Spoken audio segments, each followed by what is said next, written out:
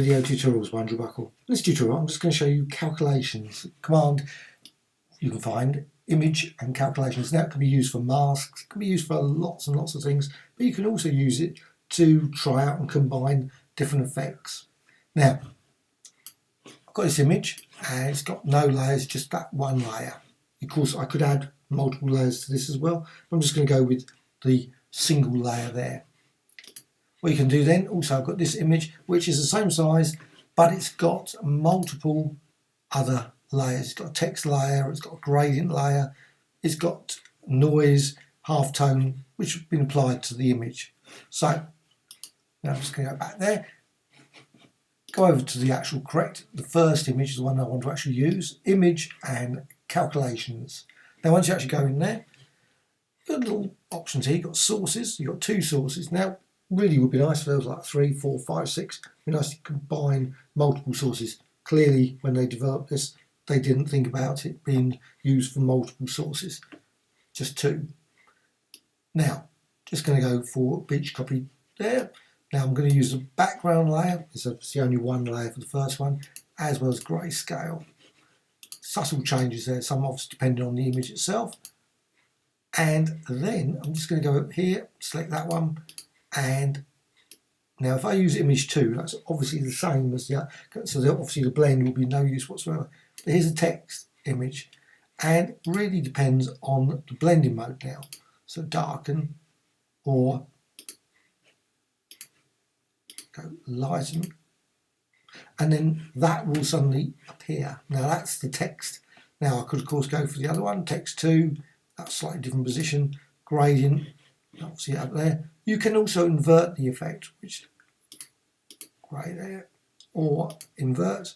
So you can just create a whole range of different images just by running through these options without actually modifying anything in the history. So it's just one single calculation that's been used. You can also mask the effect. Now if I'd created some, now I could have actually added masks into it. I'm not actually going to do that.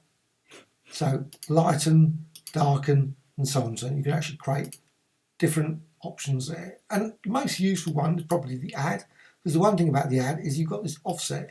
So you can actually change the offset and obviously make it darker, lighter, and so on, or subtract. Personally, the add seems to always be the best thing. But now I've gone for gradient, but then I could go for effects. So you could actually add in the effect there, and what you can see,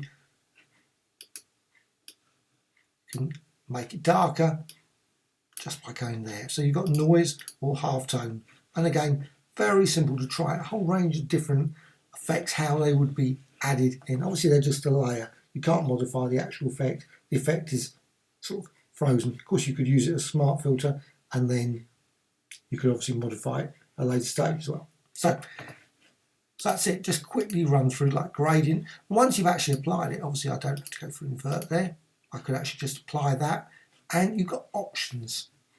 So I could use mask as well. Mask would obviously cut out certain things. I'm going to go for new document. That just creates a new document, so you could create, say, obviously beach copy or untitled, most likely. So it'll just say like that, or a new channel. New channel is probably the most useful, because what happens is then creates a new channel just down there, alpha 1. Now that means you can just go back to that one and just go to image calculations again, and now you've got options, maybe not gradient, but say the noise. So you can create a noise or half tone, and obviously it does help just to name the actual layers. If you just got layer 1, layer 2, background layer, not always so obvious which one you're actually using. So there's that. And of course you don't have to go with that, you can go for overlay, and then again new channel, or you could of course go straight to a selection, but say new channel again, click OK. Now you've got those being added there in the channels palette. If you can't see that, window and channels. Now you of course can modify those, you can apply effects, blurs, etc. But you can also, I'm just going to go back to that one again, just go to image and calculations, and what you can now do of course is that you can, instead of using that one, you can go to there and you can go, got background layer, select that, but you can also select alpha 1, alpha 2, just bring those in as well and modify them again using that. So you don't even have to have the other document. You can actually now go through using blending modes and try out a whole range of different effects very quickly using this option. And again, add that to a new channel or to a completely new document.